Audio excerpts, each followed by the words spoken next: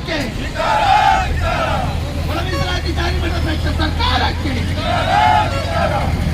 ಕಾನೂನಂತೆ ಕಾನೂನು ಕಾನೂನಂತೆ ಕಾನೂನು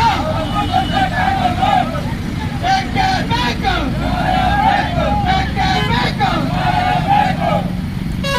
ಅಯ್ಯಯ್ಯೋ ಅಯ್ಯಯ್ಯೋ ಬೇಕೇ ಬೇಕು ಬೇಕೇ ಬೇಕು.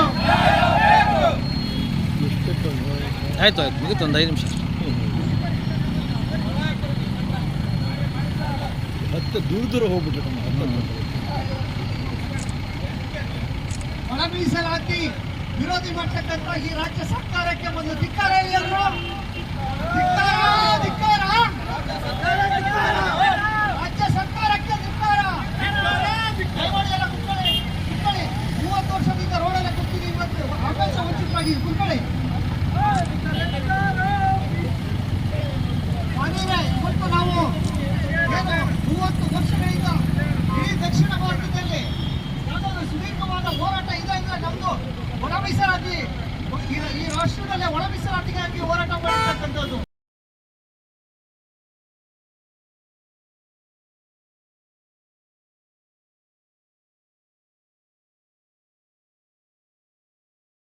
ಒಳ ಮೀಸಲಾತಿ ಈ ರಾಜ್ಯದಲ್ಲಿ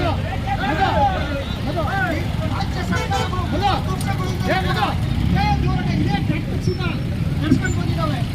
ಈ ವಾರ ಕೊಡ್ತೀವಿ, ಮುಂದಿನ ವಾರ ಅರೆಸ್ಟ್ ಮಾಡ್ತೀವಿ. ಹೇಳಿದ್ರೆ ಶಿಕ್ಷಕರು ಈ ತಳ ಸಮುದಾಯಗಳಿಗೆ ಆಗ್ತಕ್ಕಂಥ ಅನ್ಯಾಯ ಮತ್ತು ಟೋಪಿ 30 ವರ್ಷದಿಂದ ಯಾವ ಸರ್ಕಾರ ಬಂದರೂ ಈ ರೀತಿ ಅನ್ಯಾಯ ಆಗಿಲ್ಲ. ಈಗಾಗಲೇ ಸದಾಶಿವ ಆಯೋಗ ಅವರು, ಮಧುಸ್ವಾಮಿ ಕಮಿಟಿ ಅವರು ವರದಿ ಕೊಟ್ಟರು ಕೂಡ ಇದಕ್ಕಿಂತ ಹೆಚ್ಚಿನಾಗಿ ಸುಪ್ರೀಂ ಕೋರ್ಟ್ ಕೂಡ ರಾಜ್ಯ ಸರ್ಕಾರಗಳು ಒಳ ಮೀಸಲಾತಿನ ಜಾರಿಗೆ ತನ್ನಿ ಅಂತ ಹೇಳಿದ್ರು ಕೂಡ ಈ ಸರ್ಕಾರಗಳ ಈ ಡಿಲೇ ಟ್ಯಾಕ್ಟಿಕ್ಸ್ ನಾವು ಇನ್ಮುಂದೆ ಸಹಿಸಲ್ಲ. ಕಾನೂನಲ್ಲಿ ಒಂದು ಮಾತಿದೆ, denial of justice is nothing but denial of justice ಅಂತ. ಈ ಸಮಾನತೆಗೆ ಈ ತಾರತಮ್ಯಕ್ಕೆ ನಾವು ಎಂದಿಗೂ ಕೂಡ ಬಗ್ಗಲ್ಲ. ಇನ್ಮುಂದೆ ರಾಜ್ಯ ಸರ್ಕಾರದ ಇಡೀ ರಾಜ್ಯದಲ್ಲಿ ಇದೇ ಬೀದಿ ಹೋರಾಟಗಳು ಇವತ್ತು ತನಿಖೆ ಶುರುವಾಗಿದೆ. ಇನ್ಮುಂದೆ ಬೀದರ್ನಿಂದ ಚಾಮರಾಜನಗರವರೆಗೂ ರಾಜ್ಯ ಸರ್ಕಾರ ನೀವು ಪಾಸ್ ಮಾಡಿ ಅಂತ ನಾನು ಹೇಳ್ತಾ ಇದ್ದೀನಿ. ಈ ವಿಳಂಬನೆ ಈ ಸರ್ಕಾರಕ್ಕೆ ಹೇಳಿದಿದ್ದಾರ, ರಾಜ್ಯ ಸರ್ಕಾರಕ್ಕೆ ಹೇಳಿದಿದ್ದಾರ, ಧಿಕ್ಕಾರ ಧಿಕ್ಕಾರ, ರಾಜ್ಯ ಸರ್ಕಾರಕ್ಕೆ ಹೇಳಿದಿದ್ದಾರ, ಭ್ರಷ್ಟ ಕಾಂಗ್ರೆಸ್ ಸರ್ಕಾರಕ್ಕೆ, ಭ್ರಷ್ಟ ಕಾಂಗ್ರೆಸ್ ಸರ್ಕಾರಕ್ಕೆ ಒಳ ಮೀಸಲಾತಿ ರಾಜ್ಯ ಸರ್ಕಾರಕ್ಕೆ. ಆತ್ಮೀಯ ಎಲ್ಲ ಬಂಧುಗಳೇ, ಏನು ಈ ಮಾದಿಗ ಮೀಸಲಾತಿ ಹೋರಾಟ ಸಮಿತಿ 30 ವರ್ಷಗಳಿಂದ ಹೆಚ್ಚು ಕಾಲ ರಾಜ್ಯದಲ್ಲಿ ನಡೀತಾ ಇದೆ.